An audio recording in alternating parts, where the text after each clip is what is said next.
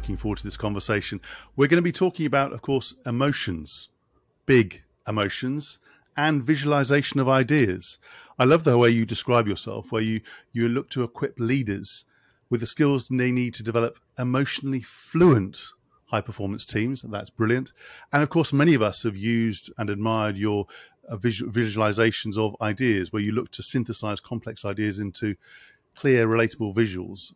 Fantastic. You have co-authored with Mollie West Duffy the brilliant book, Big Feelings, How to Be Okay When Things Are Not Okay, which I'm sure we can all relate to right now, and in particular the last few years. I love the book. I thought I would beforehand, but I loved it even more. It's candid. You share many of your own stories and Mollie's. Practical, incisive, and of course beautifully illustrated. So congratulations for that.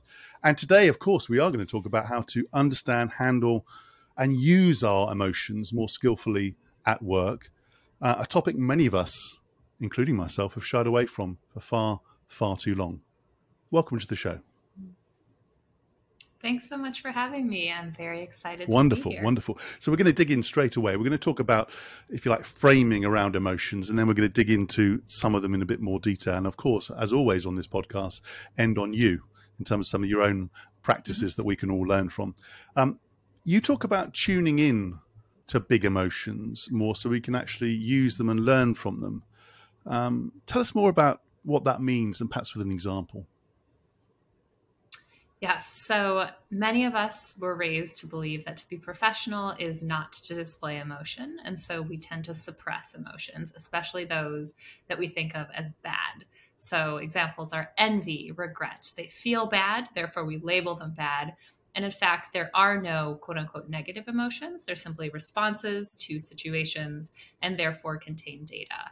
And so by tuning in, the first step is just allowing yourself, giving yourself permission to feel those emotions. So if I'm envious of someone, instead of smothering that down and doing mental gymnastics and pretending like I'm actually very happy for them, it's more useful to say, I'm envious of what this person has, and then ask, what is it specifically that is driving that envy? Perhaps they got a promotion, maybe they manage many people, or they do very creative work. Because usually in the instance of envy, we're envious of what we value when someone has something that we want for ourselves. And through that exploration, it actually helps us pinpoint what we might want to do for ourselves in the future. And then it can also be used, we can go to that person and ask them to become our mentor. So for example, I worked with a woman whose team adored her. They really loved working for her. And I would get jealous sometimes because I was like, oh, she's just such a beloved manager. And I finally listened to that and then went to her and said, could we spend half an hour together over the next couple of months, ever so often? And can I just learn how you manage, how you approach developing people, bringing your team together? And that conversation actually helped me become a much better people leader as well. So if I hadn't tuned into that emotion, I wouldn't have ended up with this amazing learning experience. And she became a good friend, a wonderful mentor. So again, I think it's the first step is just not labeling it as bad, which allows you permission to explore where that emotion might be coming from. Gosh, that's very structured, very thoughtful. I'm now looking back to so many examples of my life, professionally and personally, and wishing I'd done that. But if you have grown up in your family, perhaps, or in education or in business, where you've been encouraged, if not told, to suppress your emotions, even with that very logical, structured approach, it can still feel like a big leap forward. It can be feel quite risky. What can you do to get yourself in the right, if you like, mood and frame of mind to do what you just described? Yeah, the first is too often we equate feeling an emotion with acting on that emotion or expressing it. And so I think the risk, which is risky, is having a big public reaction. And that's not, I always say, I'm never encouraging people to become a feelings fire hose where you're just overpowering everyone around you with all of the things you're doing because of your emotions. So if we can disentangle the feeling from the action, that de-risks it. It makes it a lot less scary to start to sit with that emotion and process it because you're still allowing yourself not to react. So I think that is very helpful. And then again, really understanding that there's value in exploring the emotion and normalizing it, right? Every single person has feelings at work, at home, wherever.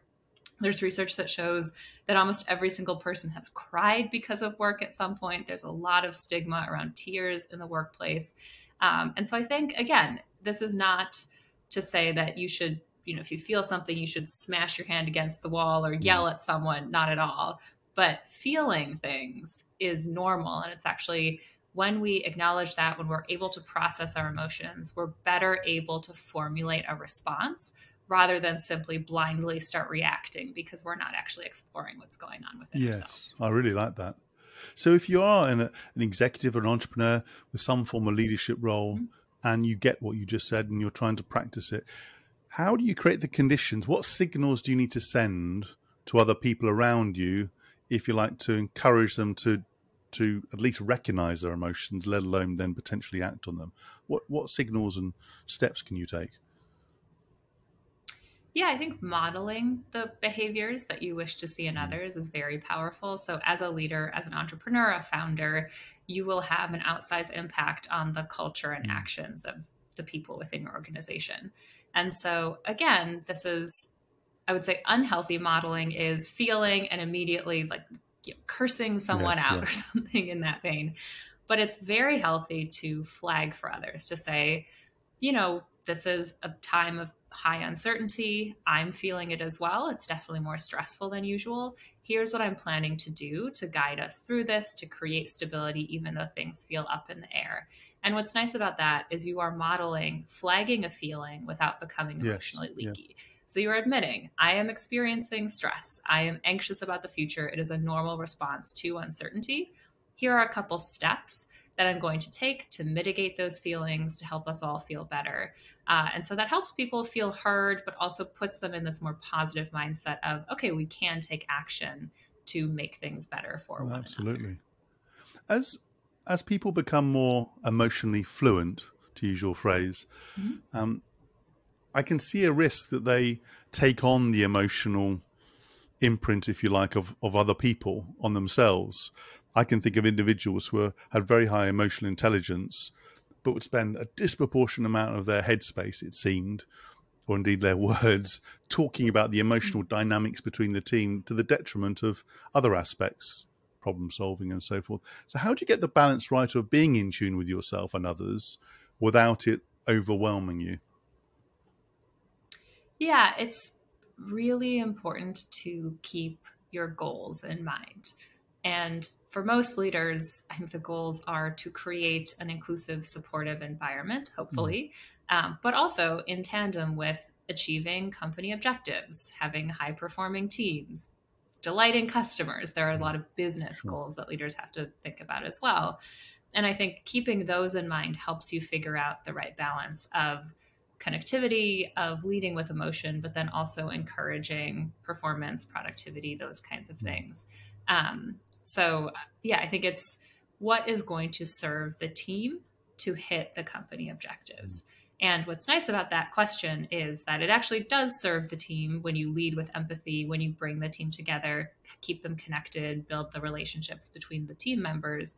But I think keeping that in mind also is going to help prevent having it turn into just like therapy sessions without a clear business milestone at the end. Because there is an important judgment to make, not only in your own processing, but how you talk out an emotion with others. I take the point about not leaping to action. There's a judgment how much you disclose. I mean, you and Mollie disclose, quite openly, I'm sure very skillfully, a number of stories which are very personal. Just talking about you for a moment, how did you make the judgment of talking through your own emotional state and reactions to different stories in the book? Yeah, so it definitely, I think this is sort of a core tenet of expressing emotion. A lot of it is taking the context into account. So the book is intended to be more personal, and that's why I felt more comfortable delving into some of these situations. So I talk about meeting my husband for the first time and how some of my perfectionist tendencies really prevented me from having a deep relationship with him until I went to therapy and worked through a lot of it. This belief that one had to be perfect in order to be loved. And so that in the context of the book and the goals that we were trying to achieve for that book, which was normalizing these emotions, helping other people in similar situations, there sharing that story makes sense. And so it was easier to open up about it. It's not always going to make sense in a work context, right? So I have not told that story to my team at a team meeting because there's no purpose That's that really it would serve. important. That's a really important point. Yeah. Yeah. Yeah. And it's also one of the things I say too is sharing. It's, words are like toothpaste. Once they're out, you can't put them back in the tube. So especially in professional contexts, really thinking through, if you're ever not sure if you want to disclose something, just wait. You can always come back the next day. You can always say, hey, I just want to let you know, yesterday when we had that conversation, I had a strong reaction. You might have noticed. Here's a bit more context for why. But if you just blurt something out in the heat of the moment, it's out. You can't, you can't take that back then. There's a lot about control there, isn't there? And there's something about timing. We often think when they're in a rush, but actually we have more time than we think. One shift that many of us have made is the fact that we're working obviously online more, whether that's at home but not if it's face to face, and in some cases, not all, but some cases, working more on our own. And I guess, and I felt this at times myself, we have more time for our inner narratives, our inner mind to do the work. What does that shift mean in terms of, I guess at one level it means this is more important, but just given I've set out that context, what does that mean for the frameworks and the tools you've set out?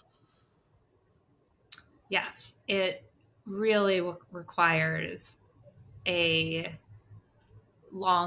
would say, thinking more deeply about the assumptions that we've made that we often don't even recognize that we've made. And I would also say, being intentional about setting up time with people where you have the video, where you're able to read body language, where you are able to better understand someone's intentions. So with digital work, we now engage a lot more in written communication. And research has found that we have a negativity bias. So if something is neutral in tone, we read it as negative. If someone says, sure, period, I just assume they're upset with me, even though there's nothing really that has indicated they're upset with me. So a story to kind of encapsulate both of these pieces is a new person joined my organization, and he was sending me a lot of messages on Slack and email asking all these questions. And I just assumed that he had no concept of my time, and he was just like overly, I don't know, I was being bombarded with these messages, and I got frustrated, and I hadn't even thought through why I was feeling frustrated. I was just like, oh, this message again. And then weeks later, we had a video call, and he was a lovely person and was clearly just so thrilled to be at the organization and wanted to learn really quickly and do a great job. And so it completely shifted how I saw his messages.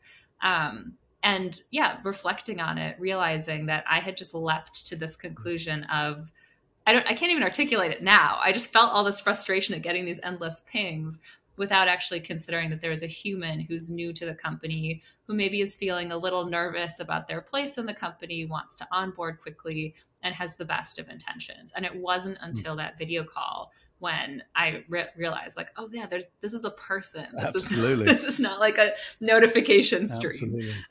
So yeah, I think it's important to keep the human connection and remember that. So there's a lot about being more intentional and being, again, keeping a check on the assumptions that you're making, and again, that's about control as well, and being conscious of yourself. So let's dig into some of these big emotions in a bit more detail. So uncertainty is a theme that could be around job prospects, which is current right now, and particularly as many economies are facing difficulties, and companies too, of course, but also bigger uncertainty of the world around us, whether it's macro factors like climate change or social inequality, racial issues, or indeed geopolitics.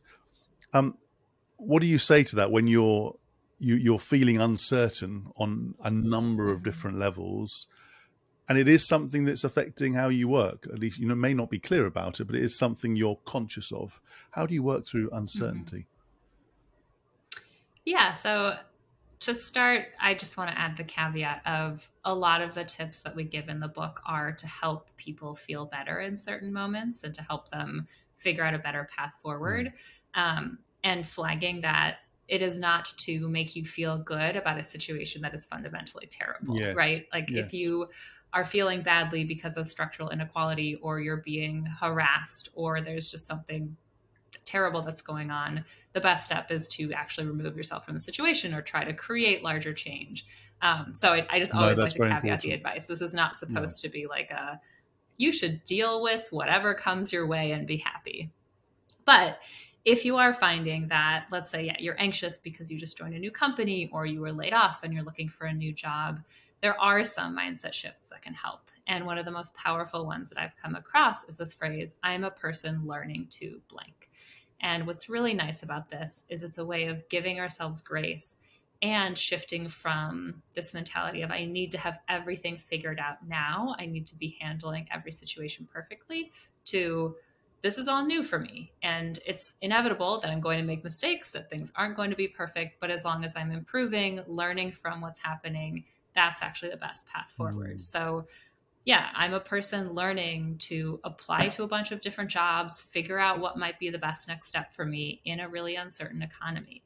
And so I think that helps you, it makes it more, instead of this cover letter needs to be perfect, it's I'm going to apply to 10 jobs and see what kind of feedback I get, what signals I get, and built based on that, I'll sort of narrow my search. That's brilliant. It's just a healthier way of healthier, and you're cutting yourself some slack. And grace is a word that I love in that context. If we extend that, I mean, many of us have felt either close to or feeling aspects of burnout, not just related to the pandemic. That's been an issue in particularly high octane environments where there's a huge amount of explicit pressure on people to not just perform but show presence, like hours on the clock. Tell me about that. Tell me about burnout and what you say about burnout as a concept and a way of dealing with that emotional state in, I guess, as you say, in the moment, not just as an overall factor. I listened to your caveat. Thank you. Yes. So with burnout, in my opinion, too many conversations center around burnout as the worst part of it. When you feel like you can't even get up in the morning and do your job, you feel like you need to leave the organization. And I spoke with someone who is a coach who specializes in helping people who are experiencing burnout.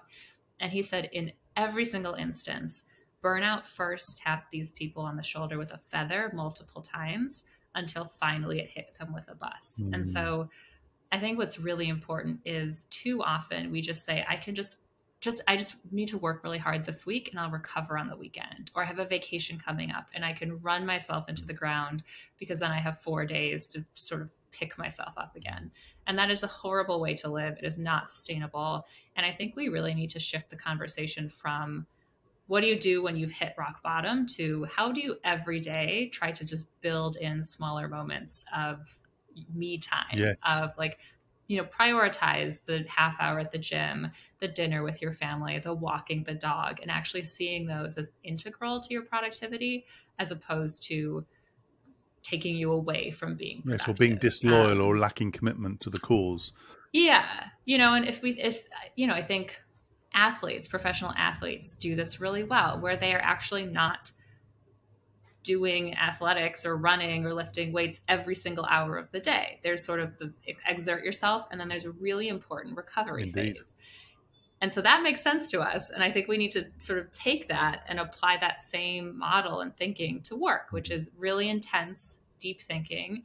And then you need that natural recovery phase on a daily basis, not on a, over the holidays, I have 2 weeks, and that's when I can try to just rediscover who I am as like a human who doesn't feel completely beaten down. And even if you're the most mercenary leader, inverted commas, and you have an asset, if you consider people as assets, which I know is a terrible way to frame it, but that's how I've heard it described in that context.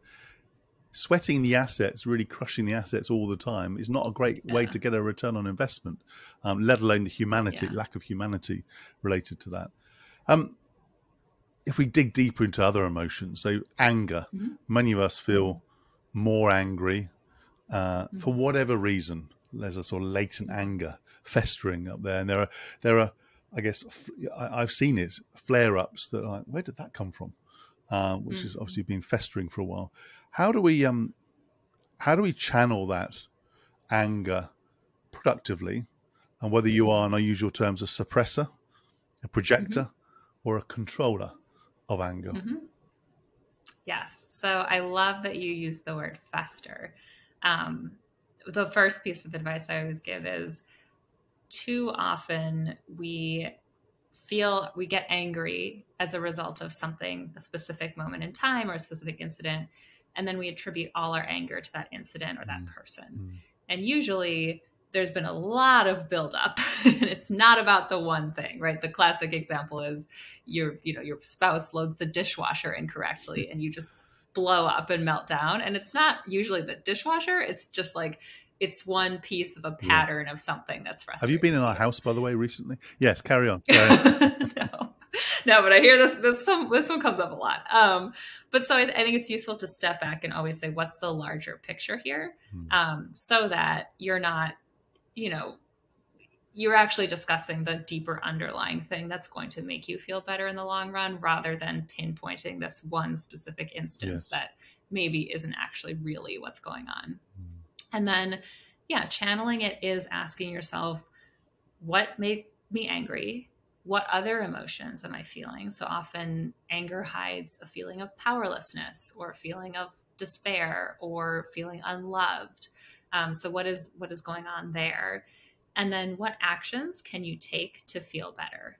And within that, also asking, what is the risk of each of these actions, right? So if someone's really annoying you, one action is you can punch them in the face and get them to leave you alone, right? But there's a lot of risk in that. It's just, it might not be what you want to do. You could, I don't know, like there just could be very severe consequences. And also, it's in organizations, if it's a really unhealthy work environment, one option might be speak to someone, but the risk might be maybe it's not an environment where doing so is safe. And so the better option is like start looking for another job.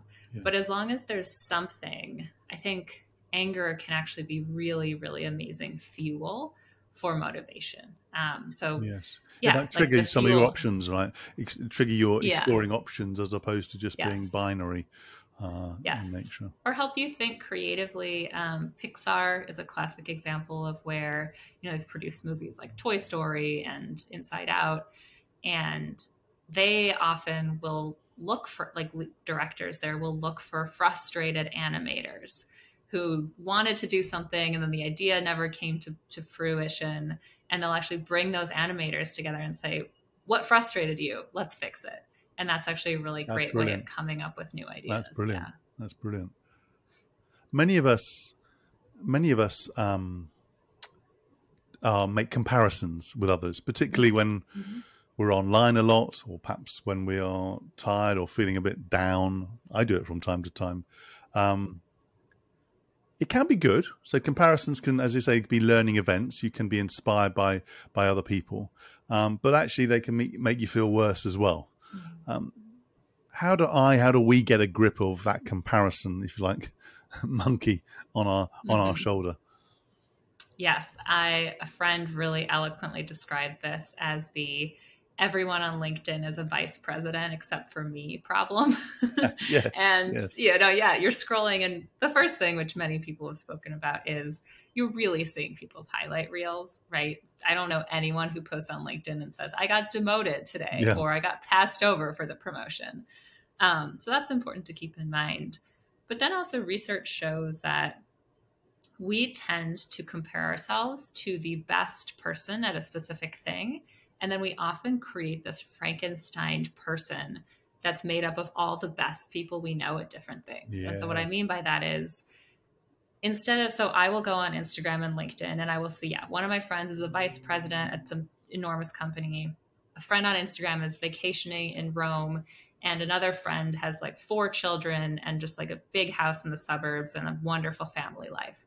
And in my head, this merges into one person. Yes. And I say, why am I not a vice president in Rome with my 4 children and we're going to go back to our giant house in the suburbs? As opposed to thinking like, yeah, these people have optimized for specific things in their lives, and this is not all one person. And so if I actually think in my career compared to every single person I know, am I doing okay? The answer is usually like, yeah, I'm doing okay. Maybe not compared to this one person on LinkedIn, but if I broaden it, I'm doing all right. If I broaden it to like family or to vacations, again, it's usually I'm doing okay. But we tend to really get into this mode of Yes. why am I not living like this actual creation of a person that doesn't really exist? That's just this mash of everyone else we've seen. That's such a good perspective. It really is wonderful. Well, I'm not saying Frankenstein's wonderful, but I think the way you frame it is wonderful. So let's talk a little bit more about you then. Your experience, your insights from writing this book and obviously working with companies as well. What's the biggest change you've made in your life having done so? Yes. So for context, my parents are immigrants. They're very stoic. And so the change that I continue to make is shedding a lot of self-judgment around emotions. Even though I talk about it all the time, it's it's easier said than done. And so I think a lot about, just flagging, even with my husband. Sometimes I'll just say, today I'm feeling sad and I don't even know why. I'm just feeling a little glum and I want to flag that for you. You've done nothing wrong. I feel bad that I feel bad. And so just starting to normalize that. I have a 6-month-old baby now. And even with him, there's the song, at least in the US, it's if you're happy and, clap your hands. And I've started making up songs for him that are, if you're anxious and you know it, that's okay. If you're sad and you know you could cry. So really thinking through, just even the sort of messages that I'm sending others, and trying to just really create a world in which people judge themselves less for having emotions. That's brilliant. It's interesting. My son, who's very disabled and is non-verbal, my wife, we use pictures with him. He's 11 years old, nearly 11 years old, and it's very easy to make assumptions about what he can and cannot understand. But we did a picture board which had those emotions, anxious and actually he consciously does tap the board increasingly, which is like, wow, is it real? And we've sort of checked it out, and it's plays up. So I think that's a brilliant example. I love that. Let's talk a bit more about you in terms of the impact you want to have with your brilliant work. You've got a long way to go. You've got a lot of work to do. So you're not finishing yet. What impact do you want to have on the world around you? Yeah, the dream is just to make work better for people. I think work is a place we spend so much of our time at work, and we spend years choosing a spouse and cultivating that relationship, and then we spend 80% of our lives with these like bozos that somebody else picked for us to hang out with all day. Right. And not that there was, I think it's not that everyone needs to have a best friend at work, but just that people feel supported, feel empowered to achieve their goals, and that a majority of their day isn't just a horrible experience. It seems like, and I also really strongly believe if you can make work better, you make people's lives better. I don't know anyone who has a horrible day at work and goes home and has the most magical dinner of their lives with their family or their friends. It's usually, it bleeds into every part of your life. Yeah. So, and I think emotions are a really important place to start. I think that's brilliant. Yes, he or she agrees with us too in that. in that, I live in a city. It's loud. Celebratory honk on the horn. And I'm sure many of us are intrigued about your own process for capturing and visualizing ideas, not to copy, but just when we look at them, and so many look at them and go, "Oh yes, that topic," and I've been trying to capture it, and that's one of your many skills. We're not trying to understand every aspect of how you come up with them, but just give us a glimpse into your mindset when you're trying to capture and visualize these complex concepts into, what would you call them? A drawing, a graphic, illustration. Illustration. So my background is actually in math and economics. And so that's, a lot of them are still charts and Venn diagrams. So I think that still has a heavy influence because that's what I knew how to visualize. Usually I'll hear a phrase that someone says, or just be experiencing something, and then actually have a folder with all these different images that are universally understood. So a stop sign, an upwards graph, someone climbing a mountain, climbing a ladder, things like that. And often then I'll have this sort of phrase banging around in my head, and then I'll go into this folder and see like, okay, how could I kind of put this into a visual that people understand? So that's the sort of process that I go through. Brilliant, brilliant. And if you're having one of your best days at work, what are the practices you use? What are the conditions that help you do that brilliant work? Definitely a mix of seeing people and not seeing or hearing people. I think with any creative work, especially things like writing and illustrating, you do need a lot of time just to let your mind wander, to not be distracted. But then balancing that out with human connection. So I think on my best days, I probably have until noon to just get through a lot of work and focus.